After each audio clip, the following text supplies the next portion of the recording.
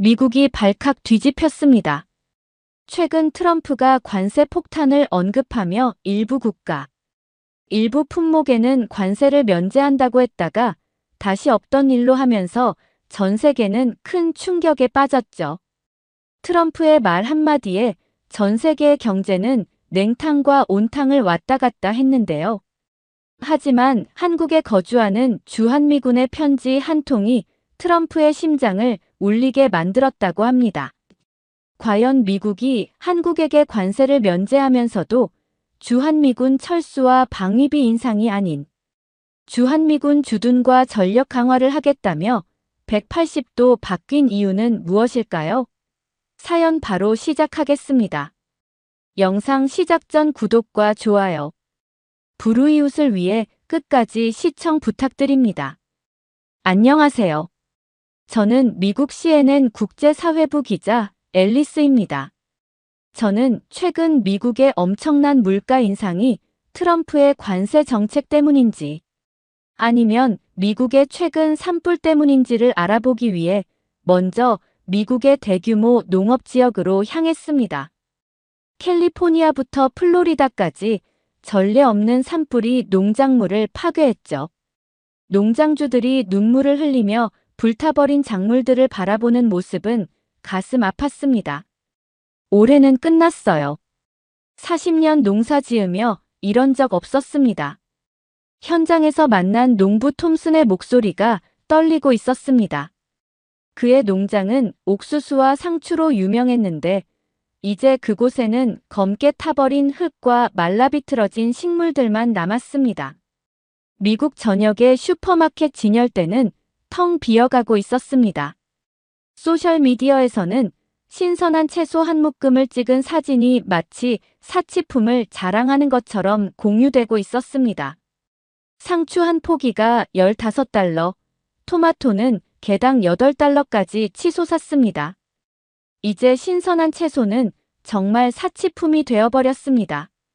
지난주 로스앤젤레스 한인타운을 찾았을 때의 광경은 더욱 충격적이었죠. 식료품점 앞에 길게 줄을 선 노인들의 모습이 보였습니다. 대부분 한인 어르신들이었습니다. 김치 담글 배추가 없어요. 이렇게 줄 서서 기다려도 살 수 있을지 모르겠습니다. 팔순의 김영자 할머니는 지팡이에 의지한 채 2시간째 줄을 서고 계셨습니다. 한인 커뮤니티에서는 김치와 각종 반찬 재료를 구하지 못해 한국 음식을 만들 수 없다는 좌절감이 퍼져나가고 있었습니다. 특히 김밥은 이미 구경하기 힘든 음식이 되었죠. 각종 채소와 햄, 단무지가 모두 필요한 김밥은 지금 상황에서 만들기 불가능했습니다. 그날 저녁 뉴욕 뉴스룸에서 긴급 제보가 들어왔습니다. 미 전역의 한인 식당들이 문을 닫기 시작했다는 소식이었습니다. 재료를 구할 수 없어 대표 메뉴들을 제공할 수 없게 된 것입니다. 한식의 인기가 높아지던 시점에서 벌어진 이 상황은 많은 한인 자영업자들에게 치명타였습니다. 지난 20년간 이 자리에서 장사했는데 이제 문을 닫아야 할지도 모르겠네요. 뉴욕 맨해튼의 한 한식당 주인 박지성 씨의 말에서 절망감이 느껴졌습니다. 그의 식당은 한국인뿐만 아니라 현지인들에게도 인기가 많았지만 이제는 대표 메뉴인 김밥과 비빔밥을 만들 수 없게 되었습니다. CNN은 충격적인 헤드라인을 내보냈습니다. 김밥이 사라졌다. 미국 내 한식당 위기. 이 소식은 예상 밖으로 큰 반향을 일으켰습니다. 미국 내 한식 팬들의 아쉬움 섞인 반응이 소셜미디어를 뜨겁게 달궜습니다. 한국 음식에 대한 관심이 높아지던 시기에 벌어진 이 상황은 단순한 식당 문제를 넘어 식량 안보와 문화적 다양성의 위기로 확대되고 있었습니다. 식량 위기는 정치적 문제로도 번져갔습니다. 백악관의 대응은 느렸고 국민들의 불만은 커져갔습니다. 저는 이 상황이 단순한 식량 부족 문제를 넘어 사회적, 문화적, 그리고 외교적 위기로 확대될 것임을 직감했습니다. 그리고 그 직감은 곧 현실이 되었죠. 백악관 서쪽 윙에 위치한 루즈벨트 회의실은 긴장감으로 가득 차 있었습니다. 저는 유일한 외신 기자로서 이 자리에 특별히 초대받았습니다. 식량 위기 대응책을 논의하는 긴급 회의였죠. 대통령과 강요들의 표정은 어두웠습니다. 농업부 장관이 최신 통계 자료를 발표하고 있었습니다. 채소 가격은 지난달 대비 78% 상승했으며 과일 가격은 65% 올랐습니다. 식품 접근성 지수는 역대 최저치를 기록했습니다. 회의실 안은 무기력함이 느껴졌습니다. 제안된 대책들은 모두 단기적이거나 현실성이 떨어지는 것들 뿐이었습니다. 대통령은 자리에서 일어나 창가로 걸어갔습니다. 백악관 잔디밭에서는 시위대가 우리에게 음식을 이라는 구호를 외치고 있었습니다. 지지율이 또 내려갔습니다. 이번 주 35%로 떨어졌습니다. 참모장의 말에 대통령은 깊은 한숨을 내쉬었습니다. 모두가 알고 있었습니다. 채소값으로 무너지는 지지율은 단순한 정치적 위기가 아니라 국가 안보의 문제로 발전하고 있었습니다. 식량 불안은 사회적 불안으로 이어지고 있었죠. 침묵을 깨며 대통령 비서실 부실장이 한 통의 편지를 꺼냈습니다. 다소 의아한 표정으로 대통령에게 건넸습니다. 대통령님, 한국계 미군 중사 에단 브룩스가 보낸 손편지입니다. 꽤 이례적인 내용이라 가져왔습니다. 대통령은 호기심 어린 표정으로 편지를 받아들고 읽기 시작했습니다. 방 안의 모든 사람들이 숨을 죽였습니다. 대통령의 표정이 점점 밝아졌습니다. 김밥이라고요? 이게 뭐죠? 대통령이 질문했습니다. 편지에는 한국의 김밥이 현재 미국이 직면한 식량 위기에 대한 해결책이 될 수 있다는 내용이 담겨 있었습니다. 에단 브룩스 중사는 한국에 주둔하며 접한 김밥에 대해 상세히 설명했습니다. 쌀을 기반으로 다양한 재료를 조금씩 넣어 만드는 음식으로 영양가 높고 이동성이 좋으며 대량 생산이 가능하다는 점을 강조했습니다. 중사가 쓰길 한국 전쟁 때도 김밥이 군인들의 식량으로 활용됐다고 합니다.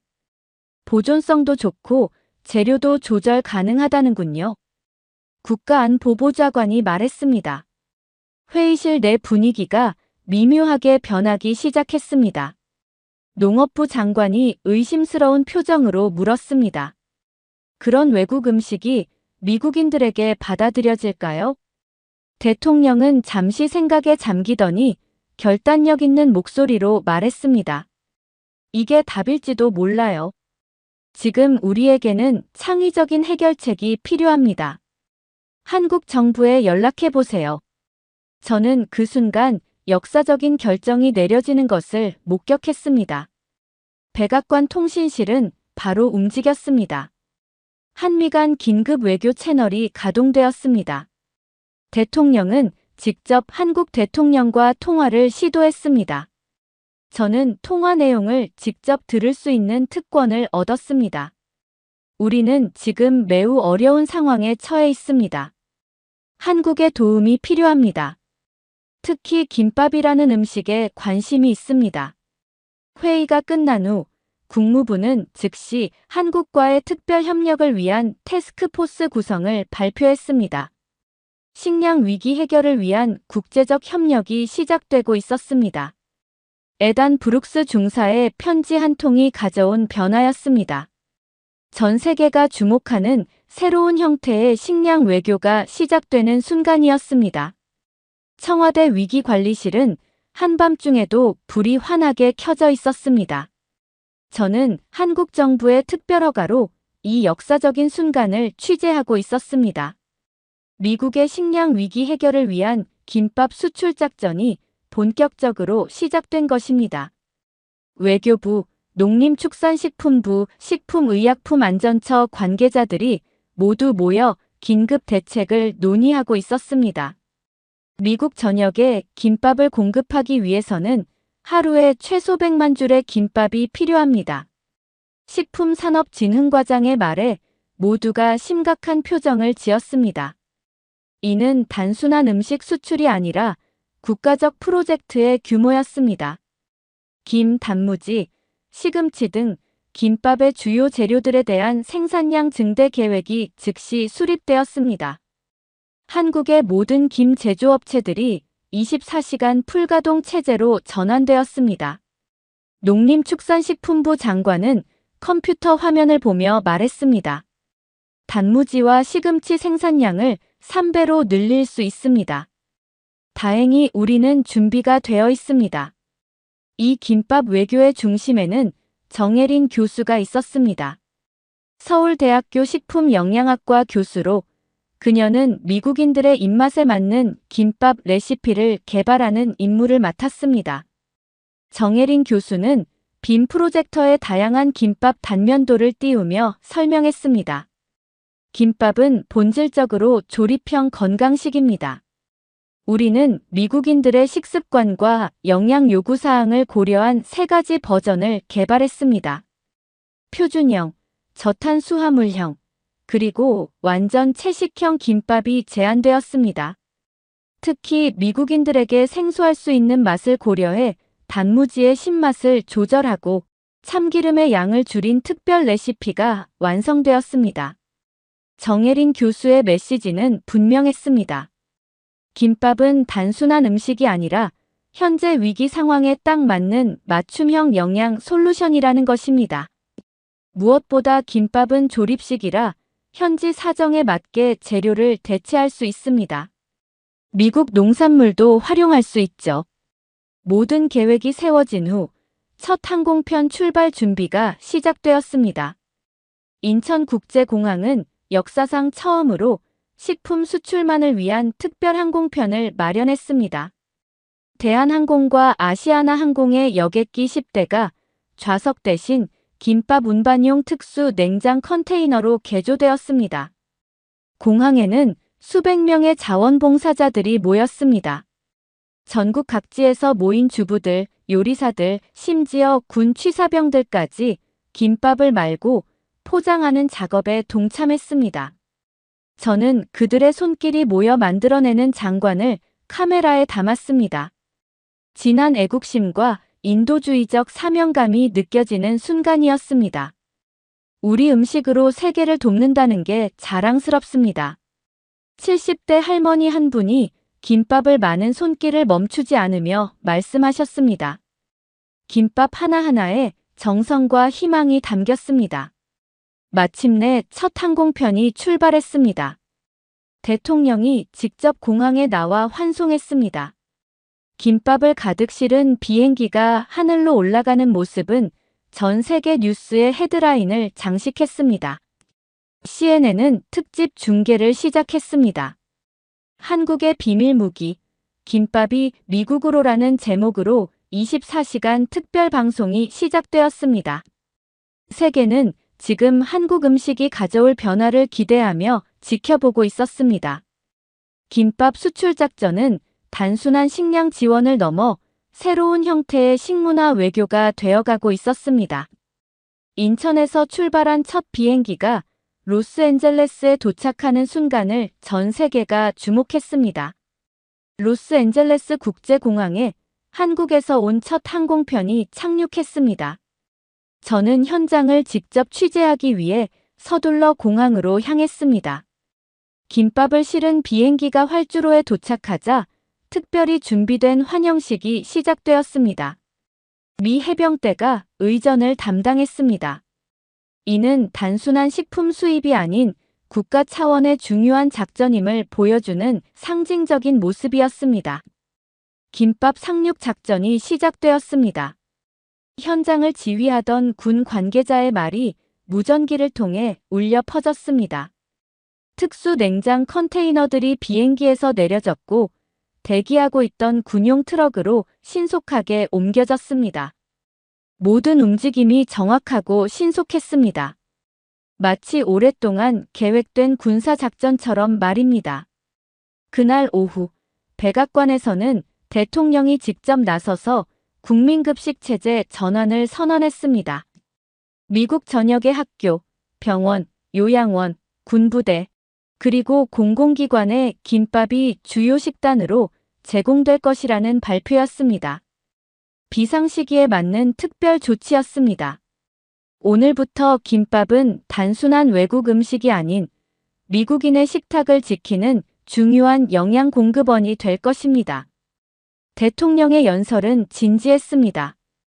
김밥 시식 장면이 생중계되었고 대통령이 김밥을 한 입 베어 문 순간 미국 전역에서 박수 소리가 울려 퍼졌습니다. 로스앤젤레스, 뉴욕, 시카고 등 주요 도시에 특별 배급소가 설치되었습니다. 저는 LA 다운타운의 배급소를 찾았습니다. 수천 명의 시민들이 줄을 서 있었습니다.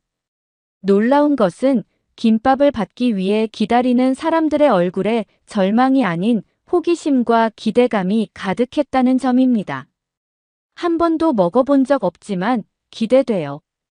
텔레비전에서 봤는데 정말 맛있어 보였습니다. 줄을 서 기다리던 제니퍼 씨는 설렘 가득한 표정으로 말했습니다. 미국인들에게 생소할 수 있는 김밥이었지만 거부감보다는 새로운 것을 시도하는 모험심이 더 컸습니다. 첫 김밥을 맛본 시민들의 반응은 대체로 긍정적이었습니다. 특히 아이들은 김밥의 다양한 색감과 맛에 금세 매료되었습니다. 소셜미디어에는 김밥을 처음 먹어보는 미국인들의 반응을 담은 영상이 폭발적으로 공유되기 시작했습니다. 한미 우호 캠페인도 동시에 시작되었습니다. 감사합니다. 코리아라는 해시태그가 트위터에서 트렌드가 되었습니다. 유명 인플루언서들이 김밥 먹방을 진행했고 할리우드 스타들도 동참했습니다.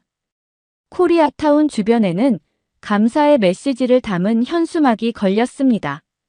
CNN은 한국이 보낸 것이라는 제목의 특집 다큐멘터리를 방영했습니다. 한국의 식문화와 역사, 그리고 김밥이 가진 특별한 의미를 심도 있게 다룬 프로그램이었습니다. 특히 한국 전쟁 시기 음식이 부족했던 상황에서 김밥이 어떻게 중요한 식량이 되었는지를 조명했습니다. 김밥은 단순한 음식이 아닙니다. 한국인의 지혜와 생존력이 담긴 문화유산입니다. 다큐멘터리에 출연한 역사학자의 말이 많은 미국인들의 마음을 움직였습니다. 식량 위기를 해결하는 도구로 시작된 김밥은 이제 문화적 가교로 확장되고 있었습니다. 저는 이 모든 변화를 기록하며 음식이 가진 외교적 힘을 실감했습니다.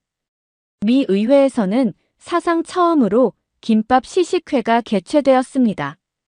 저는 특별 취재 허가를 받아 현장을 지켜보고 있었습니다.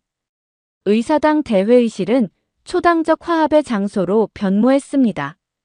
민주당과 공화당 의원들이 함께 모여 한국에서 온 김밥을 맛보는 진귀한 광경이 펼쳐졌습니다. 이렇게 양당이 한자리에 모인 것은 지난 10년간 처음입니다. 워싱턴 포스트의 베테랑 정치기자가 제 옆에서 귓속말로 전했습니다. 평소라면 첨예하게 대립하던 의원들이 김밥을 함께 먹으며 웃고 있었습니다. 음식이 가진 정치적 화합의 힘이 놀라웠습니다. 시식회 중반, 하원 의장 낸시 로웰이 연단에 섰습니다. 그녀는 평소와 달리 감정적인 목소리로 말했습니다. 고백하겠습니다. 처음에 저는 이 계획에 회의적이었습니다. 외국 음식이 우리의 위기를 해결할 수 있을까 의심했습니다. 낸시 로웰의 눈가에 눈물이 맺혔습니다. 그녀는 김밥을 들어보이며 계속 말했습니다. 하지만 오늘 저는 이 작은 음식 속에 담긴 지혜와 우정을 느낍니다. 한국이 보여준 연대에 감사드립니다. 의원들의 기립박수가 이어졌습니다. 그리고 그날 오후 역사적인 일이 벌어졌습니다. 의회는 만장일치로 한국산 김밥과 관련 식재료에 대한 관세 면제 법안을 가결했습니다. 더불어 한국과의 식량 안보 협력을 강화하는 포괄적 법안도 함께 통과되었습니다. 미국 의회 역사상 이례적인 신속한 법안 처리였습니다. 그러나 모든 것이 순탄하게만 진행된 것은 아니었습니다. 일부에서는 김밥 vs 햄버거 논쟁이 불거졌습니다. 보수 성향의 몇몇 의원들이 전통적인 미국 음식 문화가 위협받고 있다는 우려를 제기한 것입니다. 소셜미디어에서는 김밥과 햄버거 중 어느 것이 더 미국적인가에 대한 열띤 토론이 벌어지기도 했습니다. 햄버거가 미국을 상징하지만 사실 햄버거도 원래는 독일에서 온 음식입니다. 김밥이 곧 미국의 일부가 될 수도 있지 않을까요? CNN 토론 프로그램에 출연한 음식 역사학자의 말이 많은 이들의 공감을 얻었습니다. 미국은 언제나 다양한 문화를 받아들이며 발전해온 나라라는 점이 강조되었습니다. 더욱 놀라운 일은 의회 국방위원회에서 김밥 관련 안건이 상정된 것입니다. 미군 급식 체계에 김밥을 공식 도입하는 내용이었습니다. 군 관계자들은 김밥이 가진 이동성, 보존성, 그리고 영양학적 가치가 군인들에게 이상적이라고 평가했습니다. 한국군이 오랫동안 활용해온 전술 식량의 장점을 우리도 받아들여야 합니다. 국방부 차관은 의회 청문회에서 이렇게 발언했습니다. 김밥은 이제 단순한 음식을 넘어 국가 안보와 연결된 전략적 자원으로 인식되기 시작했습니다. 의회 시식회가 끝난 후 저는 몇몇 의원들과 인터뷰할 기회를 얻었습니다. 그들의 반응은 공통적이었습니다. 김밥은 단지 배고픔을 해결하는 음식이 아닙니다. 위기 속에서 발견한 새로운 우정의 증표입니다. 이제 김밥은 의회의 공식 구내식당 메뉴에 영구히 등록되었습니다. 정치인들 사이에서 김밥 외교라는 신조어까지 생겨났습니다. 김밥을 함께 먹으며 초당적 합의를 이루는 새로운 정치 문화가 형성되고 있었습니다. 음식이 가진 정치적, 외교적 힘이 그 어느 때보다 분명히 드러나는 순간이었습니다. 미 국방부는 전격적으로 김밥 전선 작전을 시작했습니다. 저는 국방부 특별 취재 허가를 받아 이 역사적인 순간을 지켜보고 있었습니다. 김밥이 미군의 주요 군사 식량으로 채택된 것입니다. 펜타곤에서 열린 기자회견에서 국방부 장관은 단호한 어조로 발표했습니다. 오늘부터 김밥은 전 세계 미군 부대의 보급식으로 공식 채택됩니다. 이는 한미동맹의 새로운 장을 여는 역사적 결정입니다. 국방부 내부 문서에 따르면 김밥은 기존 군용 식량인 MRE보다 영양가 높고 보관이 용이하며 무엇보다 군인들의 만족도가 훨씬 높았습니다. 특히 극한 환경에서 임무를 수행하는 특수부대원들에게 김밥은 최적의 식량으로 평가받았습니다. 아프가니스탄, 이라크, 시리아 등 해외에 주둔 중인 미군 부대에 김밥이 공급되기 시작했습니다. 저는 군 수송기를 타고 독일 람슈타인 공군기지를 방문할 기회를 얻었습니다. 그곳에서 김밥을 처음 맛본 미군들의 반응을 직접 취재했습니다. 이건 혁명입니다. 야전에서 이런 맛있는 음식을 먹을 수 있다니 믿기지 않아요. 특수부대 소속 라이언 중위는 김밥을 들고 환하게 웃었습니다. 놀라운 것은 군인들이 김밥을 단순한 음식이 아닌 한국 문화의 일부로 받아들이고 있다는 점이었습니다. 많은 군인들이 김을 어떻게 만드는지, 왜 단무지가 노란색인지 등 한국 음식 문화에 대해 호기심을 보였습니다. 소셜미디어에서는 해시태그 SOLDIERSLOVEKIMBAP 해시태그가 폭발적인 인기를 끌었습니다. 전 세계 각지에서 임무 수행 중인 미군들이 김밥을 먹는 사진을 공유했습니다. 사막에서, 산속에서, 심지어 잠수함 안에서도 김밥을 즐기는 모습이 인터넷을 뜨겁게 달궜습니다. 이러한 열풍에 발맞춰 미 국방부는 특별한 교육 프로그램을 시작했습니다. 김밥 조리법이라는 제목의 공식 군사 교육 영상이 제작된 것입니다. 영상에서는 김밥을 올바르게 먹는 방법부터 현지에서 구할 수 있는 재료로 대체하는 방법까지 상세히 설명했습니다. 김밥은 단순한 음식이 아닌 생존 도구입니다. 상황에 따라 변형이 가능한 전술적 식량입니다. 교육 영상 속 교관의 말이 인상적이었습니다. 미군은 김밥을 전술적 관점에서 분석하고 활용하기 시작했습니다. 특히 긴급 상황에서 신속하게 에너지를 보충할 수 있는 김밥의 효율성이 높이 평가받았습니다. 전 세계 미군 기지에서 한국으로 감사 메시지가 쏟아졌습니다.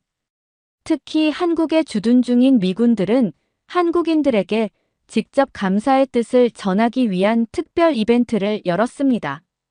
평택 미군 기지에서는 미군과 한국군이 함께 참여하는 김밥 데이 행사가 개최되었습니다. 양국 군인들이 서로의 문화를 이해하고 우정을 다지는 자리였습니다. 처음에는 그저 맛있는 음식이었지만 이제 김밥은 한미동맹의 상징이 되었습니다. 평택 기지 사령관의 말이 많은 이들의 공감을 얻었습니다. 김밥은 이제 군사적 동맹을 넘어 문화적 유대를 강화하는 매개체가 되었습니다. 식량 위기에서 시작된 김밥 외교는 이제 국제안보 협력의 차원으로 발전하고 있었습니다. 저는 이 모든 변화를 취재하며 음식이 가진 외교적, 군사적, 문화적 영향력을 재평가하게 되었습니다. 작은 김밥 한 줄이 가져온 거대한 변화는 위기 속에서도 창의적인 해결책을 찾아내는 인류의 능력을 보여주는 상징이 되었습니다. 한국계 미군 중사 에단 브룩스의 편지가 모든 변화의 시작이었습니다. 저는 그가 어떤 사람인지 직접 만나보기 위해 버지니아 주 퀀티코 해병대 기지를 찾았습니다. 에단은 생각보다 젊고 수줍은 청년이었습니다. 솔직히 말하면 제 편지가 이런 큰 변화를 가져올 거라고는 상상도 못했습니다. 그는 부끄러운 듯 웃으며 말했습니다. 에단의 가족 이야기는 더욱 흥미로웠습니다. 그의 어머니는 부산 출신으로 미군이었던 아버지와 결혼해 미국으로 이주했습니다. 에단은 두 문화 사이에서 자라며 항상 다리 역할을 해왔다고 합니다. 어머니는 매일 아침 김밥을 싸주셨습니다. 학교에서 친구들이 처음엔 놀렸지만 나중엔 모두가 제 도시락을 부러워했죠. 에단이 어린 시절 경험을 회상했습니다. 그가 편지를 쓰게 된 결정적 계기는 한국에 주둔하며 보았던 광경이었습니다. 훈련 중 마을의 한 할머니가 군인들에게 김밥을 나눠주시는 모습이 그의 마음을 움직였다고 합니다. 그 순간 깨달았습니다. 김밥은 단순한 음식이 아니라 사랑과 돌봄의 표현이라는 것을요. 에단의 이야기는 CNN의 특별 프로그램으로 방영되었습니다. 브래드 앵커의 해설과 함께 에단의 가족사와 김밥이 가져온 변화가 깊이 있게 다루어졌습니다. 프로그램은 시청률 신기록을 세웠습니다. 한 청년의 아이디어가 국제관계를 변화시킨 놀라운 이야기입니다. 김밥 외교는 21세기 새로운 외교의 모델이 되고 있습니다. 브래드 앵커의 말처럼 김밥은 이제 정치적 의제가 되었습니다. 대통령은 국가적 식량 안보 전략에 한국과의 협력을 핵심 요소로 포함시켰습니다. 그리고 마침내 공식 연설에서 이를 언급했습니다. 김밥 외교는 단순한 식량 지원을 넘어 우리 두 나라의 유대를 강화했습니다. 우리는 위기 속에서 진정한 친구를 발견했습니다. 대통령의 연설은 높은 지지율을 기록했습니다. 김밥을 통해 해결된 식량 위기는 그의 정치적 입지를 크게 강화했습니다. 이는 음식이 가진 정치적 힘을 다시 한번 입증했습니다. 한국에서는 정혜린 교수가 미국 주요 대학의 초청을 받아 강연 투어를 시작했습니다. 하버드, 예일, 스탠포드 등 명문 대학에서 그녀는 김밥의 문화사회학이라는 주제로 강연했습니다. 강연장은 항상 청중으로 가득 찼습니다. 김밥은 한국인의 실용적 지혜가 담긴 결정체입니다. 제한된 자원으로 최대한의 영양과 맛을 이끌어내는 방법이죠. 정혜린 교수의 강연은 학문적으로도 큰 반향을 일으켰습니다. 여러 대학에서 식량 안보와 문화 외교에 관한 새로운 연구 프로그램이 시작되었습니다. 백악관에서는 중대한 발표가 있었습니다. 방위비는 유지하되 주한미군 전력과 복지를 대폭 확대하겠다는 약속이었습니다. 이는 김밥 외교의 결과물로 여겨졌습니다. 특히 주한미군 식단의 한식을 확대하고 한국 문화 교육을 의무화하는 내용이 포함되었습니다. 우리는 김밥에서 배웠습니다. 작지만 완벽한 조화가 큰 힘을 만듭니다. 한미동맹도 마찬가지입니다. 국방부 장관의 이 말은 양국 관계의 새로운 비전을 제시했습니다. 식량 위기에서 시작된 협력이 이제 정치, 군사, 문화 전반으로 확대되고 있었습니다. 김밥은 단순한 음식을 넘어 양국 관계의 새로운 패러다임을 상징하게 되었습니다. 저는 이 모든 과정을 지켜보며 작은 아이디어가 어떻게 세계를 변화시킬 수 있는지 직접 목격했습니다. 에단의 편지 한 통에서 시작된 김밥 외교는 국제관계의 새로운 가능성을 열어가고 있었습니다. 김밥이 미국 사회에 완전히 정착하자 새로운 논쟁이 시작되었습니다. 바로 김밥 원조 논쟁이었습니다. 저는 뉴욕 컬럼비아 대학에서 열린 김밥의 기원과 진화 학술 대회를 취재했습니다.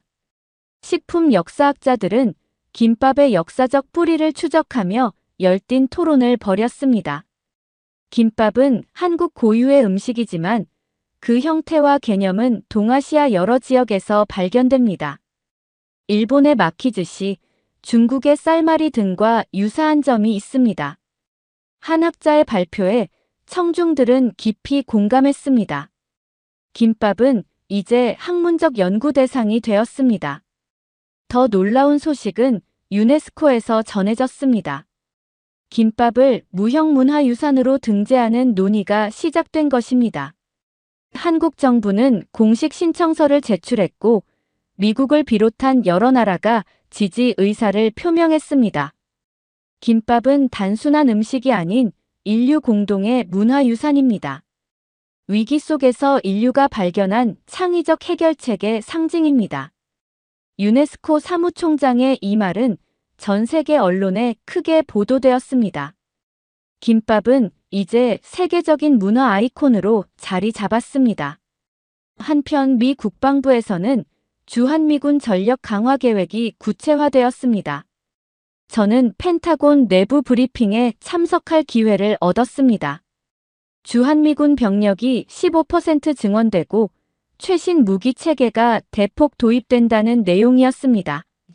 특히 눈에 띄는 것은 문화 교류 프로그램의 확대였습니다.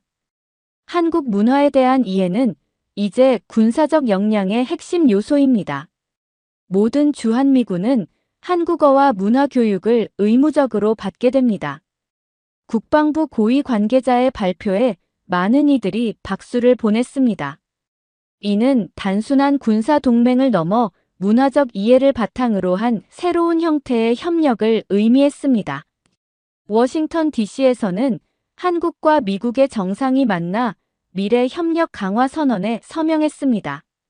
식량 안보, 기후 변화 대응, 첨단 기술 개발 등 다양한 분야에서 양국이 긴밀히 협력하기로 한 것입니다. 특히 한국식문화센터가 미국 주요 도시에 설립되기로 결정되었습니다. 김밥에서 시작된 우정이 이제 더 넓고 깊은 협력으로 발전합니다. 미국 대통령의 말에 한국 대통령도 화답했습니다. 두 정상은 함께 김밥을 만들어보는 이벤트를 가졌고 이 장면은 전 세계에 생중계되었습니다. 정치적 이벤트를 넘어 진정한 문화적 교류의 순간이었습니다. CNN은 김밥이 구한 외교라는 제목의 특별 다큐멘터리로 이 모든 과정을 정리했습니다. 사회적 위기에서 시작된 창의적 해결책이 어떻게 국제관계의 새 장을 열었는지 심도 있게 분석한 프로그램이었습니다. 위기는 기회를 낳습니다. 김밥 외교는 21세기 국제관계의 새로운 모델이 되었습니다. 다큐멘터리의 마지막 문장이 가슴에 깊이 남았습니다. 저는 이 모든 과정을 처음부터 끝까지 지켜본 특파원으로서 음식이 가진 외교적 힘을 다시 한번 확인했습니다. 에단 브룩스는 이제 미 국방부에서 문화외교 특별보좌관으로 임명되었습니다.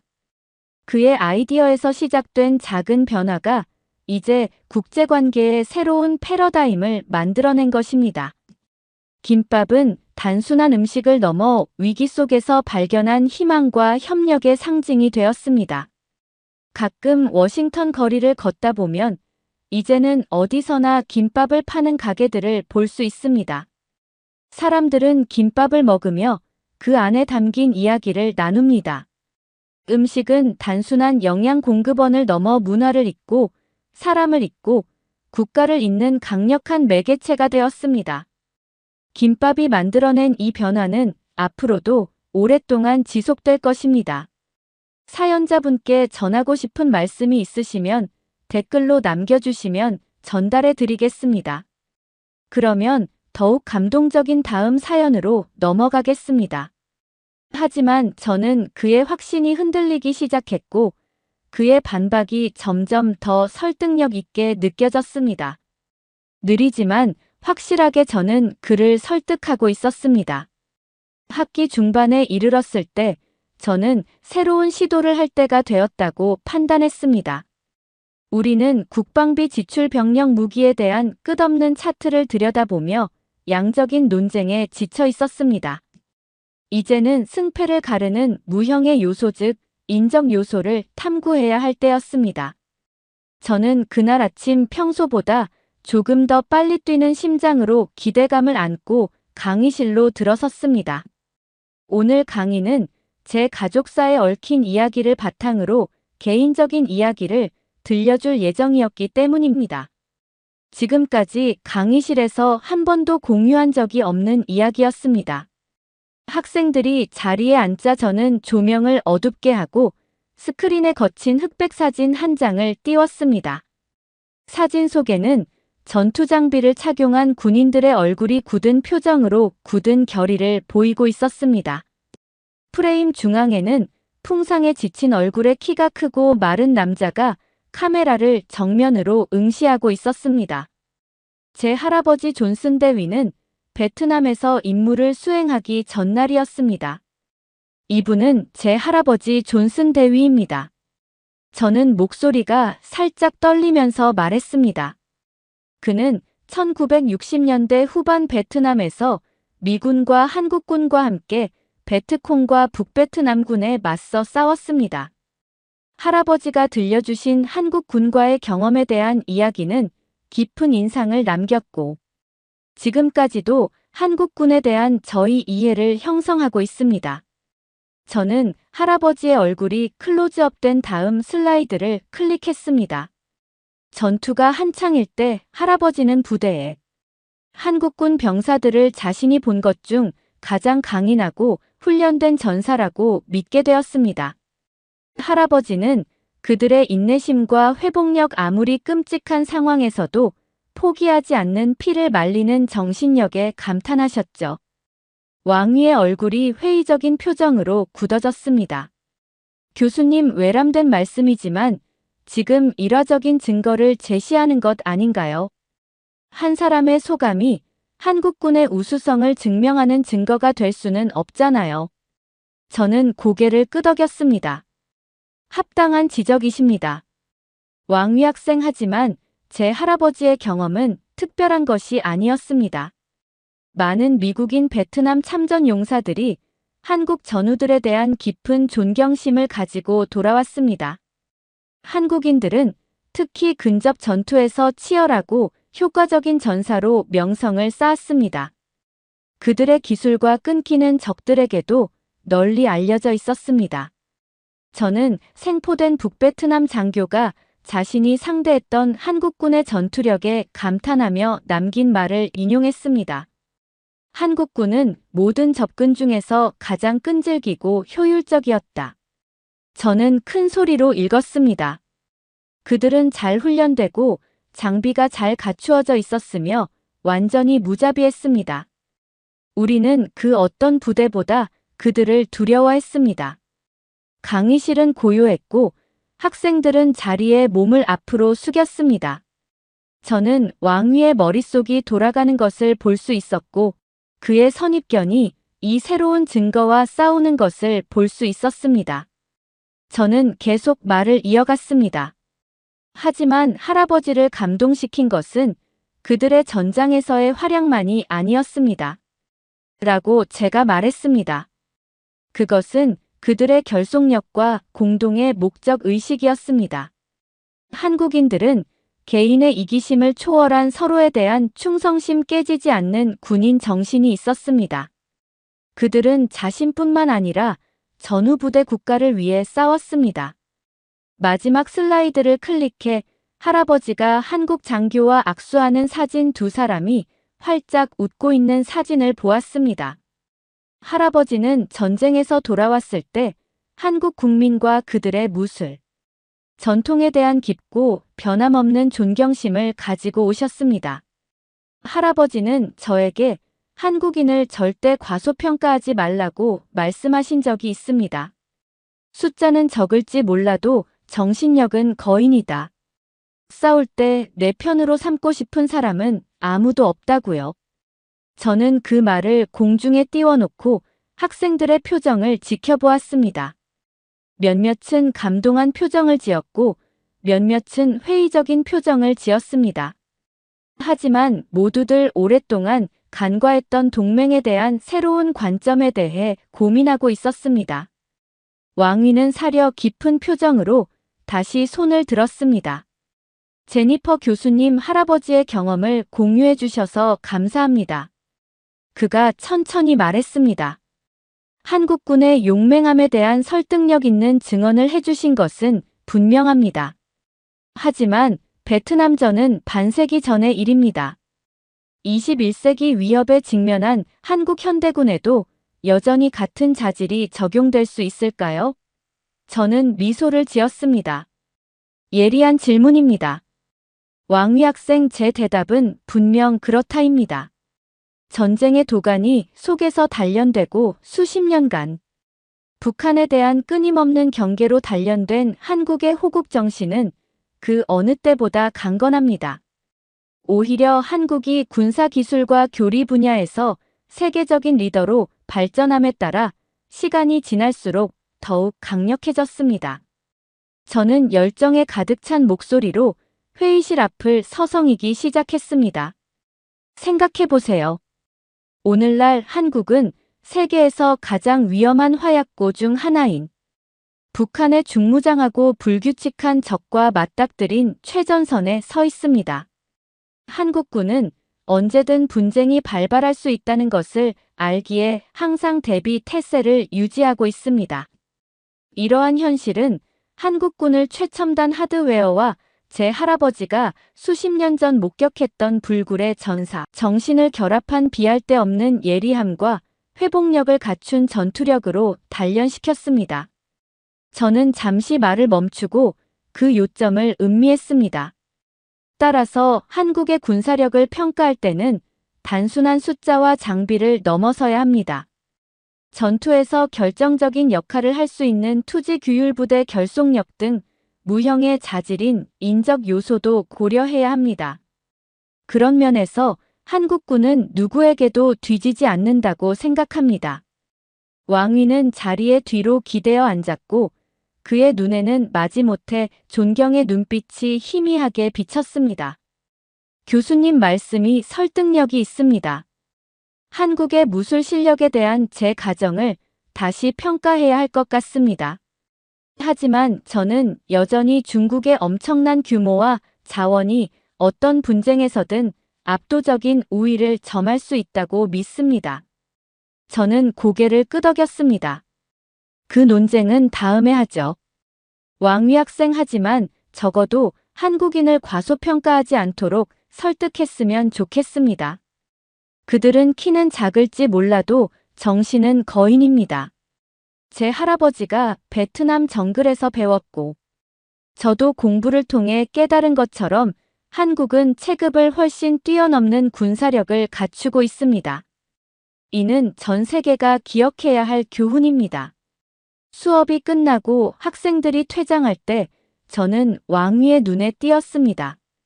그곳에서 처음으로 한국의 숨겨진 강점을 인정하는 이해심 같은 것이 반짝이는 것을 보았습니다. 작은 승리였지만 의미 있는 승리였습니다. 그 순간 저는 할아버지가 제게 물려주신 교훈에 대한 자부심이 솟구치는 것을 느꼈습니다. 그리고 대한민국 군사력의 숨겨진 이야기를 전함으로써 할아버지의 유산을 이어가겠다는 새로운 사명감과 결의를 느꼈습니다. 아이디어의 싸움은 아직 끝나지 않았습니다.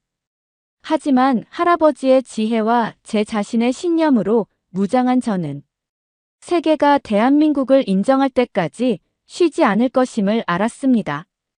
한 번에 한 번씩 회의적인 마음에서 저는 할 수 있는 작은 나라, 거인들 사이에서 그 자리를 차지한 불굴의 동맹국의 사례를 만들었습니다. 그리고 다음 수업으로 이어졌습니다. 할아버지의 이야기와 풍부한 역사적 증거로 무장한 저는 전장과 그 너머에서 끊임없이 예상을 뛰어넘는 성과를 거둔 대한민국의 생생한 그림을 그렸습니다. 저는 한국 전쟁에서 투지와 결단력만으로 무장한 초라한 한국군이 중국과 소련의 지원을 받는 막대한 규모의 북한군에 맞서 전선을 지켰던 이야기를 들려주었습니다. 저는 초신 저수지 전투에서 엄청난 사상자를 냈지만 결코 물러서지 않았던 한국 해병대 제1여단의 청룡 부대들의 영웅적인 모습을 되짚어 보았습니다. 저는 전쟁 이후 수십 년 동안 한국군이 가벼운 무장을 한 헌병대에서 세계에서 가장 기술적으로 진고하고 전문적으로 유능한 군대 중 하나로 진화하는 놀라운 변화를 추적했습니다. 저는 이 과정에서 한미동맹의 핵심적인 역할을 강조하며 미국의 훈련 장비 전략적 지원이 한국군의 현대화를 가능하게 했다는 점을 강조했습니다. 이 모든 과정에서 왕위리 씨는 회의적인 질문과 반론으로 저희 모든 주장에 도전하며 끈질기게 버티고 있었습니다. 하지만 저는 그의 저항에 균열이 생기기 시작했고 중국의 무적 패권에 대한 그의 확신이 압도적인 증거 앞에서 서서히 약화되는 것을 볼 수 있었습니다. 중국과 한국 전투기의 상대적 장점에 대해 열띤 토론을 벌이던 어느 날 수업이 끝난 후 왕위는 생각에 잠긴 채 이마를 찡그리며 저에게 다가왔습니다. 그는 망설이는 목소리로 제니퍼 교수님, 우리가 논의한 주제에 대해 나름대로 조사를 해봤는데요. 그리고 한국의 군사력에 대한 교수님의 지적이 일리가 있다는 것을 인정하지 않을 수 없습니다. 특히 제한된 자원과 도전적인 전략적 위치를 고려할 때 한국군이 이룬 성과에 더 깊은 감명을 받았습니다. 저는 그의 말에 만족감을 느꼈지만 표정은 중립을 유지했습니다. 그 말을 들으니 기쁘군요. 왕위 씨, 특히 국가적 자존심 때문에 굳혀진 의문을 제기하는 것은 결코 쉬운 일이 아닙니다. 하지만 그것이 바로 좋은 학문의 본질입니다. 불편한 곳으로 가더라도 증거가 이끄는 대로 따라가는 것이죠. 왕위는 입가에 아쉬운 미소를 지으며 고개를 끄덕였다. 물론 맞습니다. 솔직히 말해서 저도 한국에 대한 편견은 평생 중국 국가 선전을 통해 우리 이웃을 나약하고 열등한 존재로 묘사하면서 형성된 것이죠.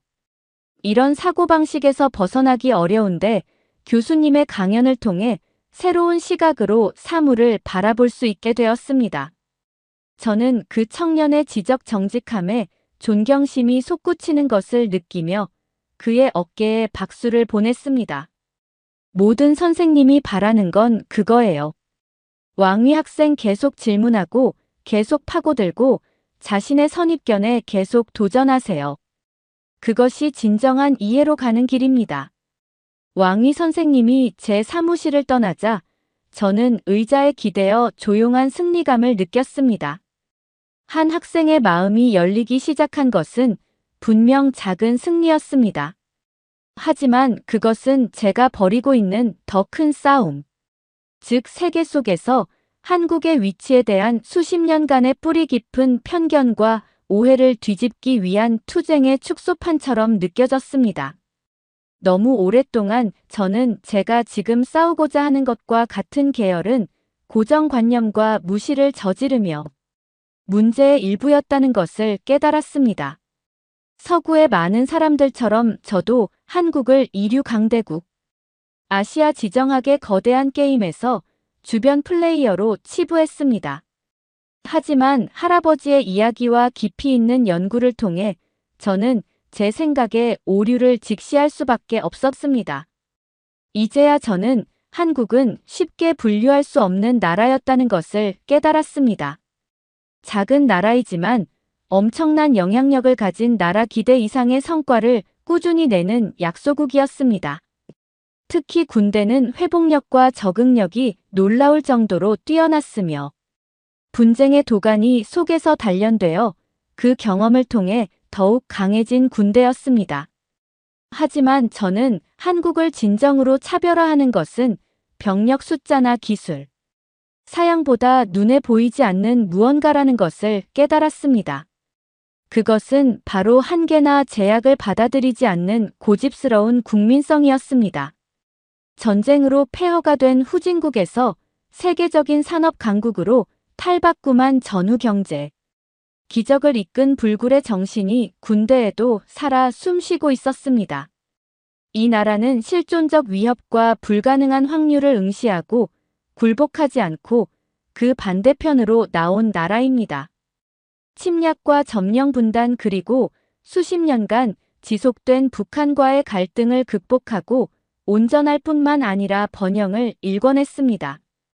약소국이라면 무너졌을 역경에 맞서 대한민국은 더욱 강해지고 더욱 회복력이 강해지고 더욱 결단력이 강해졌을 뿐입니다. 하지만 그 모든 놀라운 업적에도 불구하고 한국은 이상하게도 여전히 과소평가되어 왔고 그 기여와 역량은 간과되거나 무시되는 경우가 너무 많았습니다. 상상할 수 없는 도전에 맞선 용기와 결단에 숨겨진 역사는 충분히 알려질 만한 가치가 있는 이야기였습니다. 사무실에 앉아 한국 군사에 관한 책과 논문 더미에 둘러싸여 있을 때 저는 새로운 사명감과 기록을 바로잡아야겠다는 불타는 열망을 느꼈습니다. 강의 기사책 등 모든 수단을 동원해 이 놀라운 나라와 불굴의 군대를 조명하고 싶었습니다. 저는 할아버지의 이야기 할아버지가 수년 전에 저에게 들려주셨던 용기와 희생에 대한 이야기를 떠올렸습니다. 어떻게 보면 저는 전장과는 거리가 먼 직업을 추구하면서도 한국의 전사 정신의 교훈을 몸으로 흡수하며 평생을 이 순간을 준비해왔다는 것을 깨달았습니다. 이제 저는 학자이자 교사로서 그 교훈을 전수하고 새로운 세대에게 대한민국 군사력의 숨겨진 이야기를 전할 기회를 얻었습니다. 물론 바로 잡아야 할 오해와 설득해야 할 회의론자가 너무 많았기 때문에 쉽지 않은 일이었습니다. 저는 도전할 만한 가치가 있다고 생각했습니다. 결국 이 프로젝트는 저에게 단순한 학문적 연구 이상의 의미가 있었기 때문입니다. 할아버지로부터 물려받은 신성한 신뢰와 개인적인 사명이었습니다. 전 세계가 대한민국을 인정할 때까지 대한민국의 진정한 실력을 인정하고 축하할 때까지 저는 쉬지 않을 것입니다. 앞으로의 길은 길고 험난할 것이고 수많은 장애물과 반발이 있을 것입니다. 하지만 저는 임무를 수행하는 손녀에 흔들리지 않는 신념으로 무장하고 싸울 준비가 되어 있었습니다. 제 안에는 대한민국의 챔피언이 있었고 그 이야기가 전해질 때까지 쉬지 않을 것입니다. 다시 노트를 넘기며 입가에 미소가 번졌습니다. 전투는 시작되었고 저는 그 전투에 장기적으로 참여하게 되었습니다. 너무 오랫동안 가려져 있던 한국의 숨겨진 군사력이 마침내 빛을 보게 될 날이 다가오고 있었습니다. 그리고 저는 강연 한 번, 기사 한 편, 회의론자 한 명 한 명을 회심시키며 그 역사를 밝혀낼 사람이 될 것입니다. 그러면 더욱 재미있는 다음 사연으로 넘어가겠습니다. 안녕하세요. 저는 로나라고 합니다. 인천공항에 들어서면서 저는 한국에서 예상했던 혼란스러운 풍경에 대비했습니다. 아마도 같은 모자와 알록달록한 옷을 걸치고 있는 시끄럽게 떠드는 단체 여행객들로 붐비는 홀이겠지요. 업계 컨퍼런스에 참석하기 위해 원치 않게 한국을 찾은 영국 공항 전문가인 저는 이 의무적인 출장을 책임지는 국가를 발견하는 것이 그리 반갑지만은 않았습니다. 한국에 대해 아는 것이라곤 세련된 스마트폰을 만들고 가끔 올림픽을 개최한다는 것 뿐이었죠. 하지만 세계 항공 산업을 발전시킨다고요. 영국이 현대식 공항을 완성한 것을 생각하면 한국이 저에게 가르쳐 줄 것이 있을지 진심으로 의심스러웠습니다. 무거운 짐을 뒤로 한 채 마지못해 낙서된 지도를 따라 버스 픽업 장소로 향했습니다. 하지만 그 과정에서 인천이 익숙한 공항과는 다른 사소한 차이점을 발견할 수 있었습니다. 센서로 작동하는 산책로와 고요한 수경시설이 있는 미니 실내 정원 같은 것들 말이죠. 시끄러운 시에는 방송이나 탑승 안내 방송 대신 잔잔한 한국 발라드가 흘러나왔습니다. 터미널에 도착했을 때 어떤 공격적인 혼돈도 느껴지지 않았습니다. 체크인 카운터에 줄을 서서 기다리는 사람들만 있을 뿐이었습니다.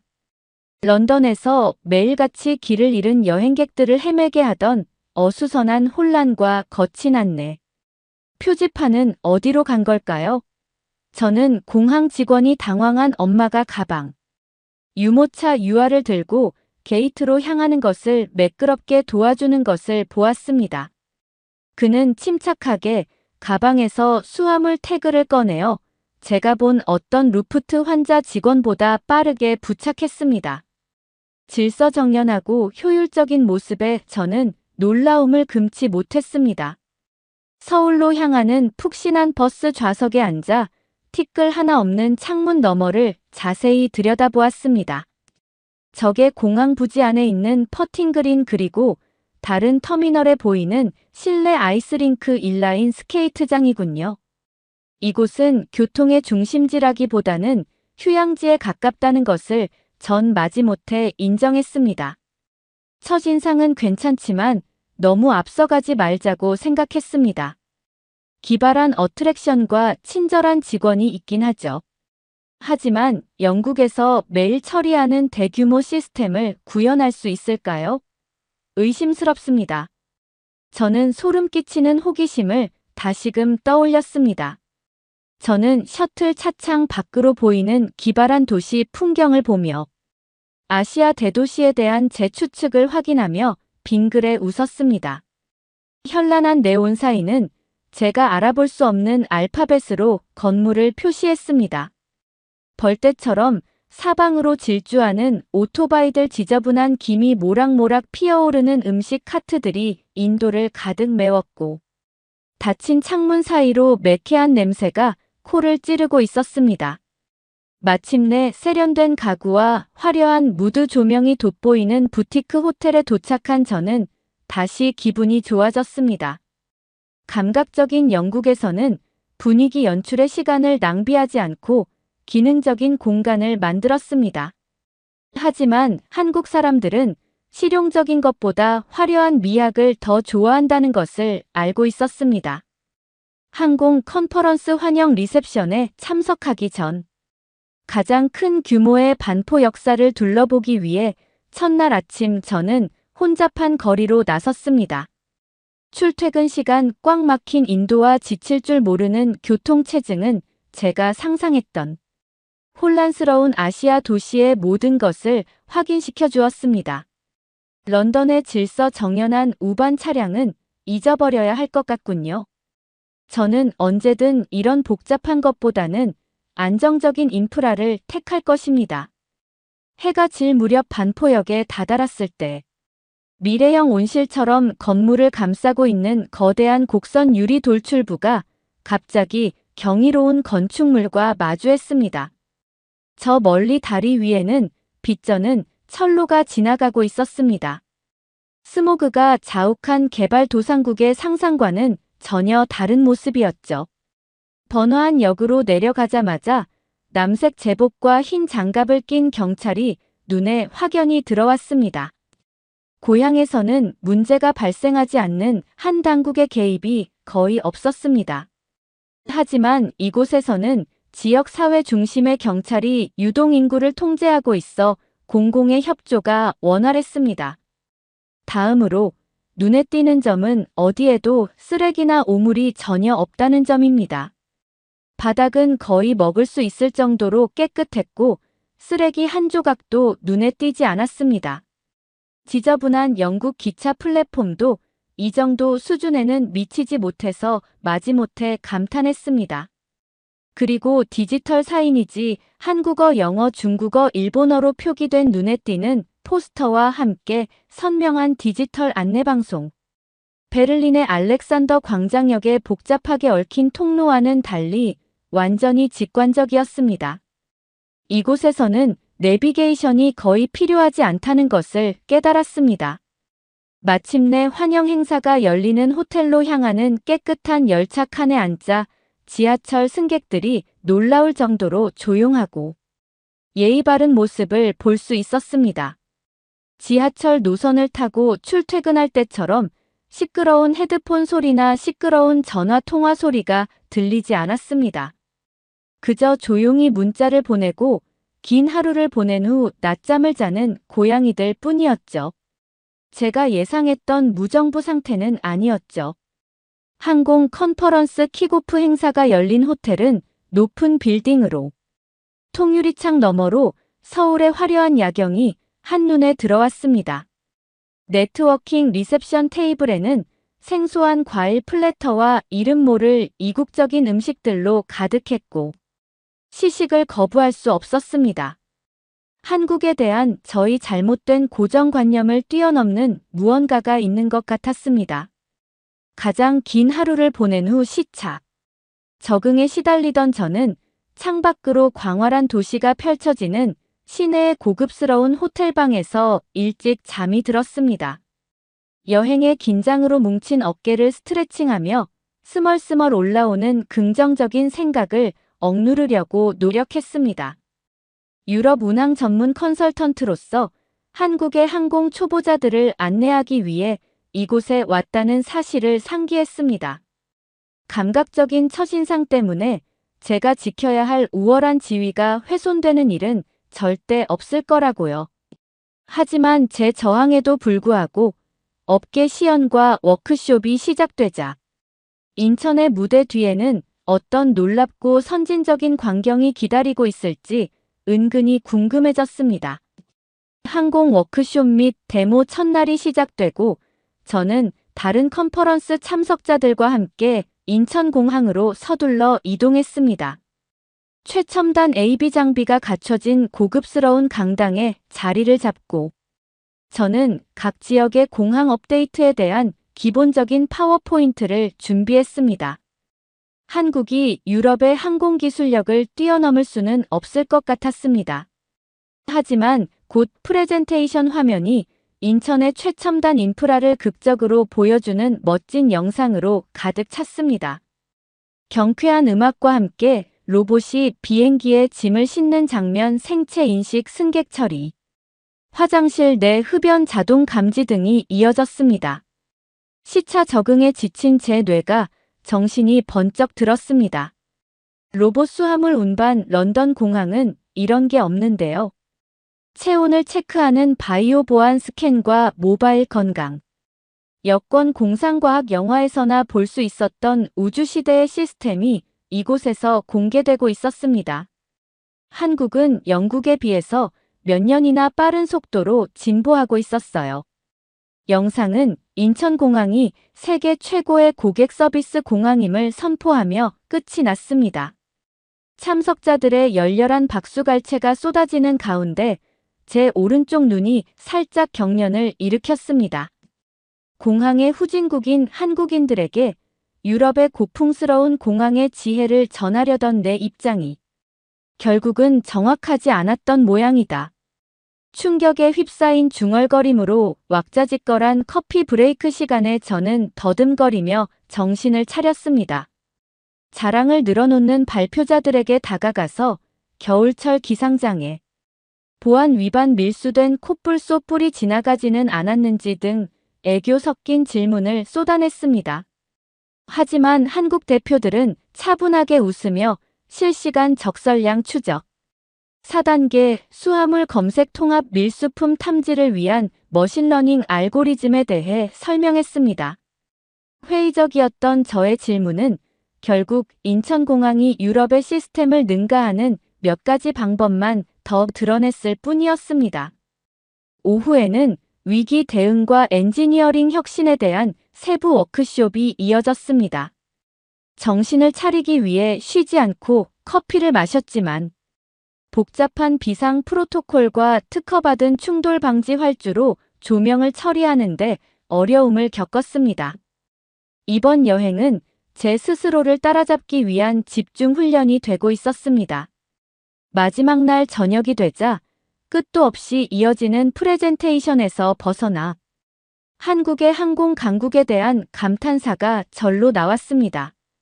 시끄러운 현지 포장마차에서 간단한 음식과 소주 한 잔으로 멍든 자존심을 달래기로 했습니다.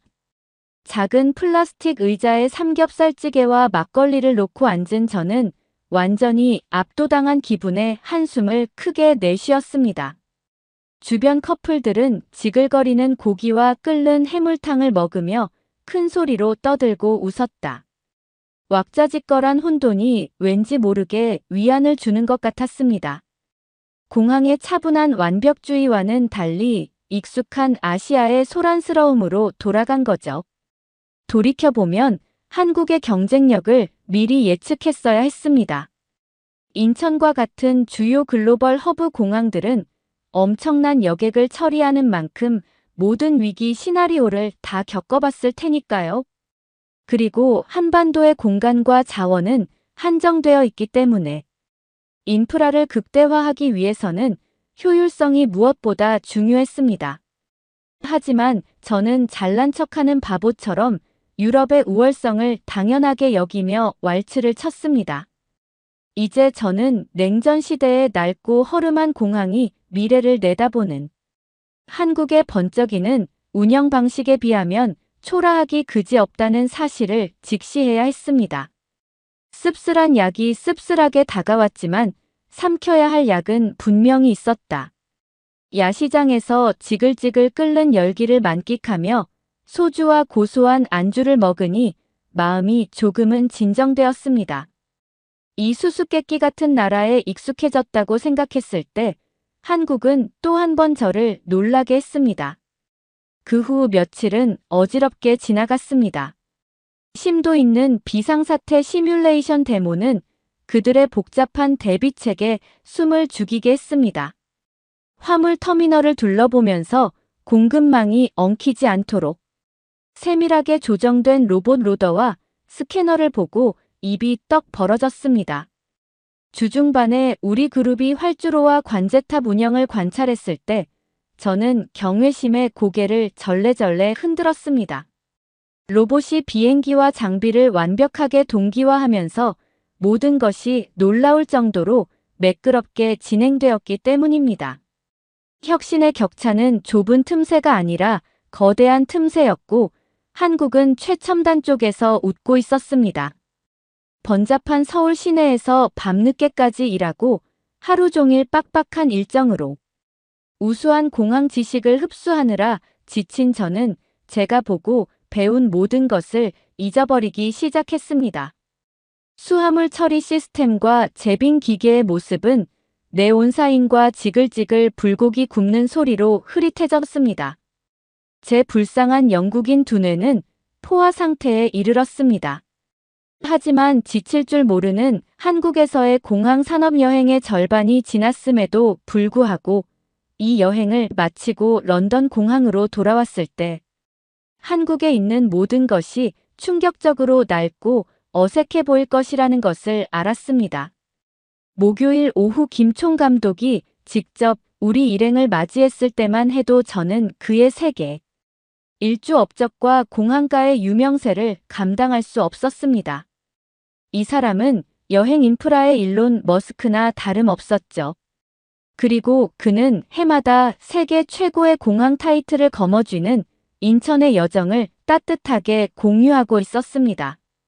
3년 안에 인천을 세계 최초의 완전 자동화된 스마트 공항으로 만들겠다는 그의 계획에 유럽 항공에 대한 저의 불신이 완전히 녹아내렸습니다. 이곳에서 본 모든 것은 현재의 모습일 뿐. 다음 단계는 이미 미래를 위한 모델이었으니까요. 이 감독님은 소박하지만 멋진 프레젠테이션을 마무리한 후 그룹 질문을 위한 무대를 열었습니다. 아직 정신이 혼미했던 저는 망설임이 채 가시기도 전에 비틀거리며 마이크 스탠드로 다가갔습니다. 말이 어색하게 흘러나왔습니다. 실례합니다. 이 감독님, 저는 여러분 팀이 보여준 모든 것에 큰 감명을 받았다고 말씀드리고 싶었습니다.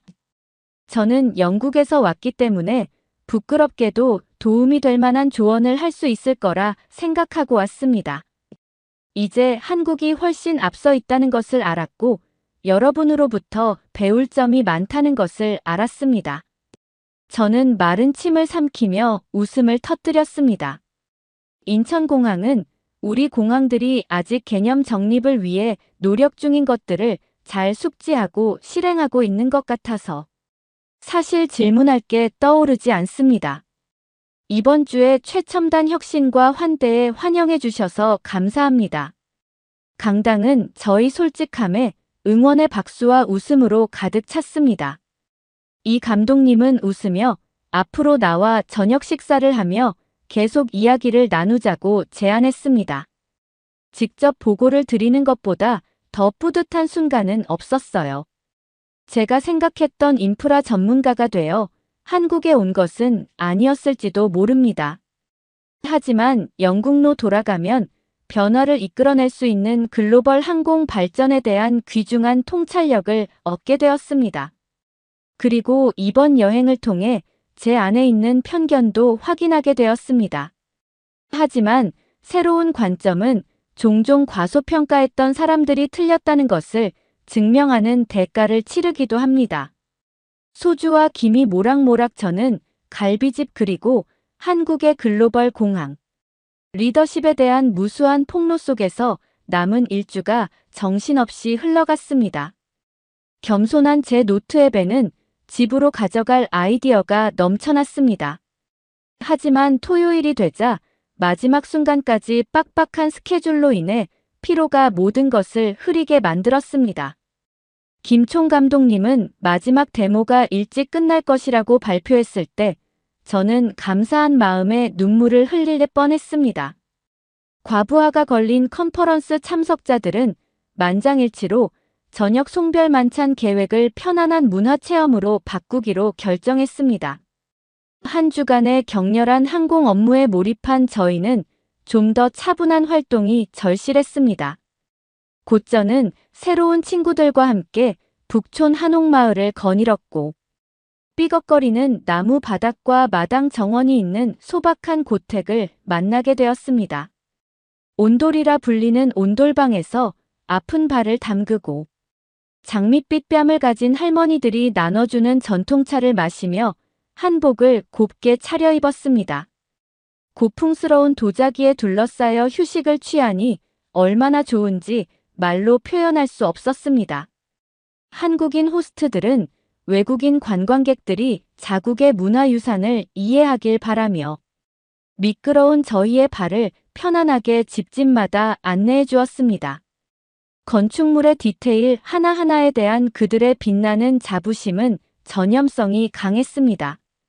마을 투어를 하며 아늑한 문구점과 공방에 들르다 보니 서예 붓핸드 프린팅 패브릭 청자, 도자기 등을 한가득 싣고 베를린으로 돌아가고 싶은 마음이 간절해졌습니다.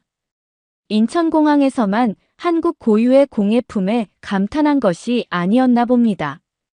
그날 저녁 작별의 해산물 만찬에서 씁쓸한 소주, 건배사는 가벼운 웃음과 함께 갑자기 콧물을 흘리게 만들었습니다.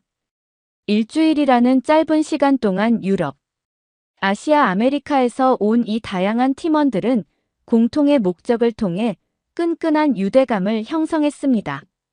그리고 언젠가 다시 만날 것을 기약하며 아쉬운 작별을 고했습니다. 술자리가 끝나기도 전에 인천 출국장으로 향하는 택시가 밖에 줄을 섰습니다.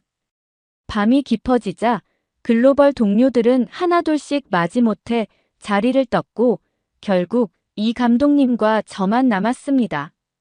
연회장이 비워지고 일주일 내내 시끄러웠던 자리에 갑작스러운 정적이 흐르자 저희는 잠시 어색하게 서 있었습니다. 쉬지 않고 달려온 한 주였지만 유용한 인사이트를 얻었길 바랍니다. 이 감독은 씁쓸한 미소를 지으며 제 어깨를 가볍게 두드리며 말했습니다. 저는 아직 목이 메어 대답할 수 없는 내 목소리를 믿지 못하고 고개를 끄덕였습니다. 내일 비행기를 타기 전에 제가 드리는 선물입니다. 그가 작고 무거운 무언가를 제 손에 조심스럽게 쥐어주며 말했습니다. 눈을 깜빡여 보니 인천공항 로고와 크리에이티브 디렉터 직함이 새겨진 매끈한 명함 케이스가 보였습니다. 가장자리에는 새 한국 전통의 구름 모양 태극의 복합 이미지가 아름답게 새겨져 있었습니다. 흔한 기념품이 아닌 고가의 제품임이 분명했습니다. 깜짝 놀란 제가 다시 시선을 돌렸을 때 이 감독님은 이미 작별의 윙크를 하며 셔틀을 향해 이동하고 있었습니다. 앞으로도 잘 지내보자는 의미죠. 그가 외쳤습니다. 제가 미처 반응하기도 전에 수송차 문이 닫혔고 저는 그의 호화로운 작별 선물을 움켜쥐고 말없이 서 있었습니다. 저는 제 일주일치 월급이 들어갔을 법한 한국 최고 수준의 장인 정신에 감탄하며 케이스를 천천히 뒤집었습니다. 건방지고 무식하게 도착한 저를 이렇게까지 배려해 주시다니 저는 조용히 감탄했습니다. 숙소 셔틀 픽업을 위해 깨끗한 공항 복도를 혼자서 걸어가면서 저는 멋진 명함꽂이보다 훨씬 더 많은 것을 가지고 한국을 떠나게 될 것이라는 것을 알았습니다. 관점의 변화는 정량화하기 어렵지만 왠지 모르게 주머니 속이 무겁습니다. 안개가 자욱한 활주로 진입로의 셔틀이 나타나고 인천의 반짝이는 터미널이 사라지는 것을 마지막으로 한 번 더 둘러보았습니다. 안개가 자욱하게 낀 창문 너머로 로봇 수화물 카트가 목적지를 향해 힘차게 달리고 있었고 세계 각지에서 온 승객들이 이 글로벌 허브의 높은 지붕 아래로 모여들고 있었습니다. 건축 강국인 한국이 이토록 중요한 건축물을 다른 공항으로 교묘하게 위장했다는 사실이 시적으로 느껴졌습니다. 저와 같은 외지인이 잘못된 가정을 가지고 인천공항에 들렀다가 일생일대 교통 경험을 하게 된 것은 인천공항이 우리의 생각이 틀렸음을 달콤하게 증명해 주었기 때문입니다.